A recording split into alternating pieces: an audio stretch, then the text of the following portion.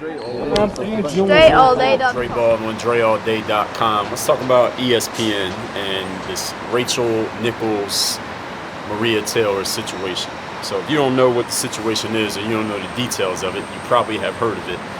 What happened is a year ago, apparently this happened last year, Rachel Nichols was in the bubble down in Orlando when the NBA resumed play, and she was talking to one of her, I guess a person who's an advisor to her, and this dude also happens to work for LeBron, because they were just having a conversation about her career and business, whatever. Nothing foul about that. But for whatever reason, the camera was on and it got recorded, and we'll get to that in a minute. But what Rachel Nichols said was she didn't like the fact, paraphrasing, that ESPN was putting Maria Taylor on so many roles. They were giving her all these jobs at ESPN, and one of the jobs that they were trying to give Maria Taylor was taking a role from Rachel Nichols. So Rachel Nichols, who's been in the game longer than Maria Taylor, and Rachel Nichols is pretty good. I mean, nobody's ever had a complaint about Rachel Nichols. She was like, well, look, if ESPN wants to give Maria Taylor a bunch of gigs because they're trying to, prove that they're diverse, then go ahead, but don't take a gig away from me in order to prove that you're diverse. Like, don't take my shit away. Shit, I work here too. I want to do the job because apparently Rachel Nichols likes doing her job. Now, this conversation, actually, before I even get to that point that Rachel Nichols made is a very salient point. It's a very good point. Because Rachel Nichols said, look, I've been the victim of ESPN's lack of diversity in the past, so I get it that they want to prove that they're diverse. But if you really think about it, I'm talking to you. I'm out of Rachel Nichols talking. I'm talking to you. If you really think about what she said, doesn't that make sense? She's a female, and she's like, ESPN hasn't been very diverse the way they use their talent. So why would you, if you're trying to be diverse, replace one female with another female? What you need to do is replace a man with a female. So don't put Maria Taylor to take Rachel Nichols' spot. What you need to do is give both of them more gigs and take some spots away from men if that's what you need to do. And that's what Rachel Nichols, that's pretty much what she was saying. But of course, this became an issue because, well, two things. Number one, somebody who works at ESPN recorded that conversation who wasn't supposed to, and then she leaked that footage. She was like a behind-the-scenes worker.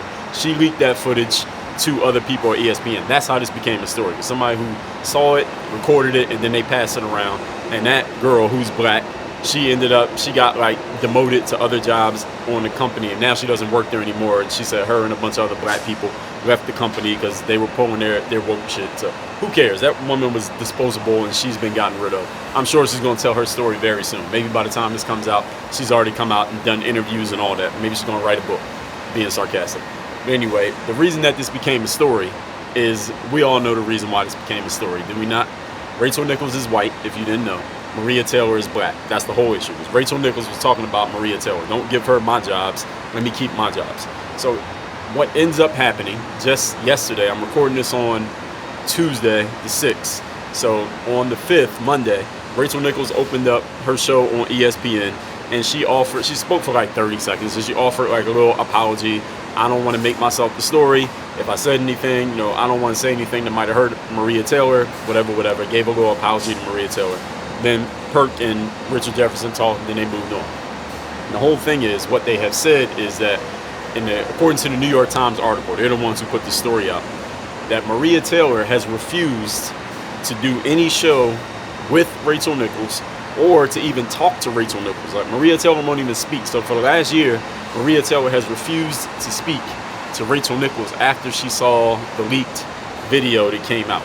So now, all that being said, and we all know the reason again, because Maria Taylor is black and Rachel Nichols is white. That's the reason that this is even a story. It's the only reason I'm making this video, because that's the only reason it's relevant. So now here's what I got to say about all of this. Several things. First of all, if I'm Rachel Nichols, then I'm like, you motherfucking right. I've been at ESPN longer than Maria Taylor. I'm good at my job. Everybody knows me. I've built all these relationships in the industry. Why the hell are you reducing my role to give it to that bitch? Right? And again, it ain't got nothing to do with Maria Taylor.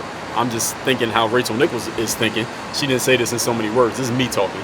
But shit, you're not going to take my role down to give more shit to her. Shit, I put my work in. I paid my dues in this game. You're not going to take my role away. She has every right to feel like that. And again, if we flip the script, if Maria Taylor had been around as long as Rachel Nichols and they start taking roles away from Maria to give it to Rachel, what would Maria Taylor be doing? She'd be mad too. She'd be like, shit, I've been in the game longer than her. How you going to get a role to her? So Rachel Nichols has every right to say what she said. and she should not have apologized. Even though her apology was very short, it ain't like she went deep into it or anything like that. But obviously the pressure from the media and the woke mob made her capitulate, and she had to say something. She had to bend the knee to the mob. Which, Rachel, I wish you hadn't done that. She shouldn't have bent her knee. She should have stood her ground and said, shit, I have every right to feel this way, and if you want to fire me, fire me. Rachel Nichols can get a job anywhere. All right, if she gets fired from ESPN, she will be employed in a week. And Rachel Nichols can get a gig. Now, that brings us to just going further into this. She has every right. Now that we're clear on that, ESPN has decided to go woke. Everybody can agree with that. Even if you're woke, you agree ESPN is going woke. Ever since the George Floyd thing happened over a year ago, ESPN has gone all in on this Black Lives Matter stuff, this woke stuff. And ESPN and the NBA are like brother and sister. So all the stuff the NBA is doing, ESPN is doing the same thing. ESPN and NBA are connected forever, whether for better or worse. So all the BLM stuff, all the woke stuff, even when stuff happened, ESPN put their black people on TV, the Jalen Roses, the Richard Jeffersons, Jay Williams, the Woj, who's not black, but he's woke. So they put all their woke people on the screen and let them say all the woke shit that they want to say. Even when, if y'all remember last summer, Deshaun Jackson, a football player, said some stupid shit about Jewish people and then doubled down on it. And then Steven Jackson, the former basketball player, he comes in and co-signs it, sounding just as stupid as Deshaun Jackson, and even stupider as a matter of fact, because he had time to think about it, and then he doubled down anyway. Both of them sounding stupid. And then people are like, yo, that's racist, that's dumb, he shouldn't have said that. They go to ESPN, and I believe it was Jalen Rose who said it. He gets on TV and he says, black people can't be racist because black people have not traditionally had power. So there's three stupid all in one, and ESPN promoted all of this stuff. So Deshaun Jackson sounds dumb, then Steven Jackson sounds dumb, and then Jalen Rose, who works at ESPN, well, I expect him to come in and at least be a little bit measured. He comes in sounding triply stupid because he had a whole lot of time to think about it, and he knew he was going to be on national TV. He said some stupid shit anyway, and ESPN they promoted that, and they kept these guys doing this woke shit. They've been doing this woke shit the whole last year, the kneeling stuff, all of this stuff, and Maria Taylor is all in on it as well. Maria Taylor is all in on the wokeness. She's all in on playing the race card whenever she can. And Maria Taylor is kind of to me, based on what's happened in this situation and what I read in that article, Maria Taylor is a woke snowflake. And this is something that I've said when I talk about the mobs. I talked about this on my podcast. You didn't know I got a masterclass comes out every single day on Apple, Spotify, SoundCloud. Y'all see the videos here on YouTube, but they come out way earlier on the audio apps than on video. By the time they come on YouTube, it's already been out for like months. But anyway, one of the things that I talk about, we talk about the mobs and these woke people who kind of gang up on some white person or gang up on somebody who did or said anything wrong towards black people. Most of these people are weaklings, snowflakes. They don't really have any heart whatsoever. They only have heart because they're part of the group. Maria Taylor obviously will wag her finger and call people wrong and racist when she has the mob of ESPN behind her, and she got Jalen Rose and Jay Williams co-signing the stuff that she says. Jay Williams said something stupid a couple weeks ago when the Celtics hired a coach, Ime Udoka. He talking about is the first black Celtics coach when there's been like 5 other black people coaching the Celtics, sounding dumb. And he talks about his Twitter got hacked. Like, Jay Williams, it's 2021, all right? My Twitter got hacked was 2009, dude. It's 10 years ago. You said something dumb. You tried to play the woke shit. Now you look stupid, and everybody knows it. Like, nobody believes that Jay Williams' Twitter got hacked. It's stupid shit. More stupid woke shit. But again, because he's black and working at ESPN, this is just gets swept under the rug and forgotten about. Now, anyway, all that said, and Jalen Rose with the stupid shit he said about Kevin Love being a token white guy. Now, I get it if he would have said Kevin Love's just not that good anymore, why'd they pick him? That's fair game. You should criticize his game. But to say he's a token white guy and that's the only reason he got the gig, again, imagine if a white guy had said that about a black player. He would have been fucking hung in effigy for saying that. And especially at ESPN, he would have been out of a job. But because a black person said about a white person and is at ESPN, is just looked at as people just laugh it off and just move on. But this is what ESPN has chosen to do. And this is part of the bigger point. Since ESPN has chosen to go woke, this is the game that they decided to get in. And I believe, because shows like The Jump on ESPN, where Rachel Nichols is the host, they don't say anything on there that wasn't talked about in the pre-production meeting. which means that little apology that Rachel Nichols put out, and then the follow-up comments from Pert and RJ, ESPN co-signed it. Meaning to me, this is how I'm seeing it, that somebody at ESPN said, hey, Rachel, you need to go say something to kind of calm this situation down. And if she didn't, Rachel Nichols might not have a job. She might not have a job today. Not because Rachel Nichols is bad, not because she said anything bad, but because the situation has now become white against black. And the ESPN is so woke, even though everybody in the front office, the people at the top of that pyramid, they're all white people, but they're woke white people. So they don't want to do anything that makes them look like they're going against a black person. And here's the imminent situation that Maria Taylor's contract is up at ESPN. And she's trying to get this big pay raise. She's trying to get paid the same way Stephen A. Smith gets paid. I believe that she's very talented and she is worth a lot of money to ESPN. Do I think she's worth Stephen A. Smith money? No, she is not worth Stephen A. Smith money in terms of ability and production. She is not. But in terms of wokeness and what she would represent for ESPN's name, is she worth that kind of money? Absolutely she is, because if they don't give her the money and she leaves ESPN, then ESPN they're going to lose their woke points. All the woke points they built up over the last year plus, they're going to lose all those woke points if Maria Taylor does not re-sign with ESPN. So that's the pickle that ESPN has put themselves in because they've chosen to go woke. And by making Rachel Nichols apologize, they made it clear where they stand. So what's going to happen here? Here's my prediction of what's going to happen. Maria Taylor is going to re-sign at ESPN. I don't know if they're going to give her $8 million, because if they wanted to give her $8 million, they would have gave it to her already. She's probably not going to get $8, but she's going to get a raise. And I think what's going to happen, unfortunately, this shouldn't happen, but I think it's going to happen, is that Rachel Nichols' role is going to get reduced to ESPN, maybe to the point at which Rachel Nichols decides to leave ESPN because the environment has become so uncomfortable for her, because ESPN is so woke that even though she didn't even say anything negative about Maria Taylor, that she's going to feel the pressure and get out of there. And ESPN is so woke that she's not really want to be around anymore. And I don't think this is a good move by ESPN. I think ESPN is funny because 4 or 5 years ago, Jemele Hill called Donald Trump a white supremacist, and it was the biggest thing Jemele Hill ever did in her career was called Donald Trump a white supremacist. I never thought Jemele Hill was, when she was on the show with Michael Smith, I forget the name of that show they did, but whatever that was, I never thought either of them was funny. I thought they were both very corny. They were trying, but they were very corny, and they were trying to be like, they were trying to show their blackness on TV, and it didn't work because they were both so fake, and it wasn't working at all. And I was never a big fan of Jemele Hill, but I understood her presence.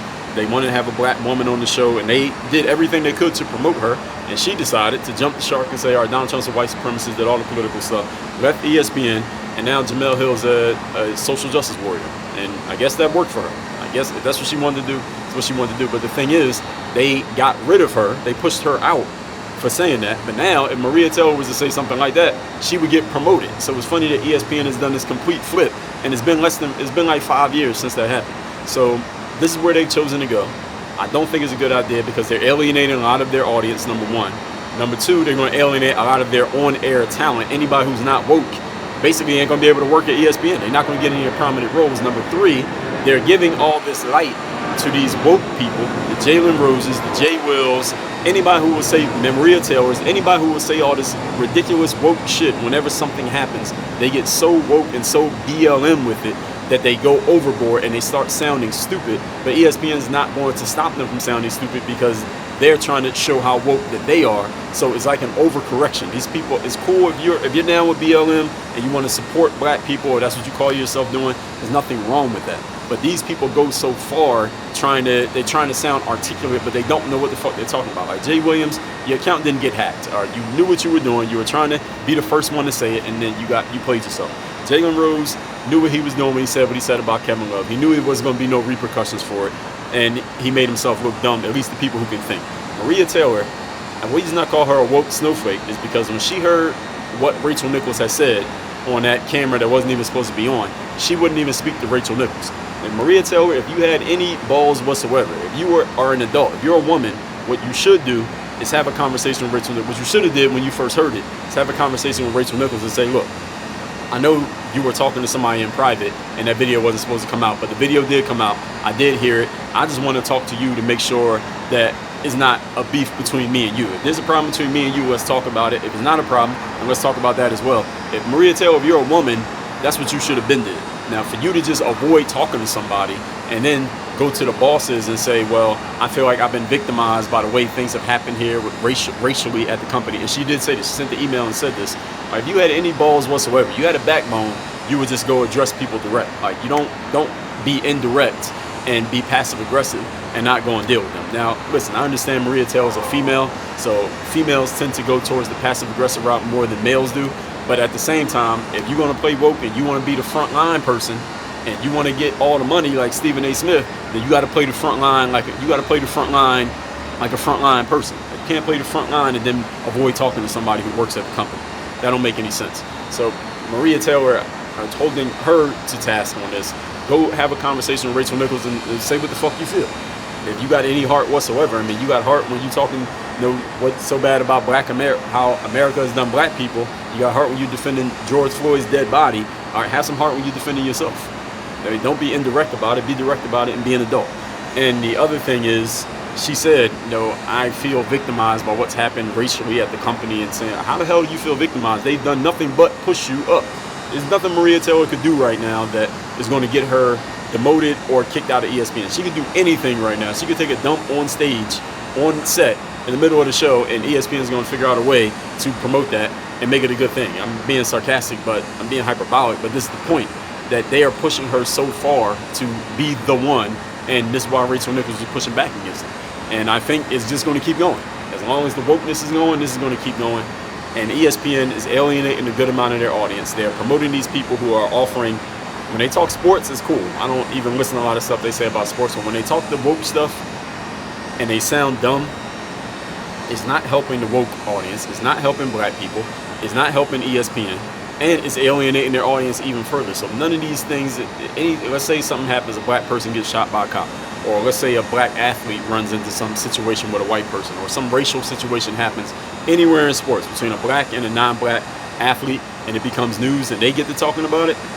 Every time they get to talking about it, they're pushing themselves further and further to this extreme, I guess we could say progressism or leftism or wokeism, whatever you want to call it, is not helping ESPN. ESPN has forgotten what they're about. ESPN is about the sport. Sports is meant to be a place where people of all different backgrounds and races, no matter how you feel, what your religion, your politics, whatever, come together. Forget about that, because we all speak the language of football, baseball, basketball, hockey, track, whatever. That's the purpose of sports. And I get it if athletes want to go take a knee during the anthem, or they want to put a black fist up, who knows what ridiculousness is going to happen during the Olympics. If they want to do that, you can't control it. But ESPN, as the company, the people who represent y'all, your workers, y'all are pushing them to go do more of this shit. That's bad business. It's a bad idea. I get that they have to jump into it because they feel like they have to, because the climate out here, but they don't have to. And if somebody at that company had the good sense, like whoever had the sense to say, Jamel Hill, nah, we ain't doing that in 2015, that person should still be thinking like that now, but they've already jumped the shark. We can't go backwards. All right, once you had the cat out the bag, you ain't getting it back in the bag. So this is where we are with ESPN. It's unfortunate because I liked ESPN. I don't like listening to Jay Will, Maria Taylor, and Jalen Rose talk anything involving race. I'll listen to them talk about sports. I don't want to hear them talk about anything involving race, because they are all very shallow, very uninformed, ignorant, and they're all just so BLM. You can't even get any reasonable, logical, substantial information from any of them. You're definitely not getting information from them. Not even the rhetoric is substantial or logical. And so that's where I stand with ESPN. That's how I feel about the Rachel Nichols and Maria Taylor situation. Tell me what you think. You probably already left a comment. Send me a text. Tell me the best thing you got from this. My number is down below in the notes. The number is 305-384-6894. And if you haven't yet, claim your free copy of my newest book, Third Day, The Decision That Separates the Pros from the Amateurs. The book comes out on the third day of August 3rd. You can pre-order it right now by going to thirddaybook.com. Just cover the shipping. I'll pay for the book. Work on your game. Dre all day.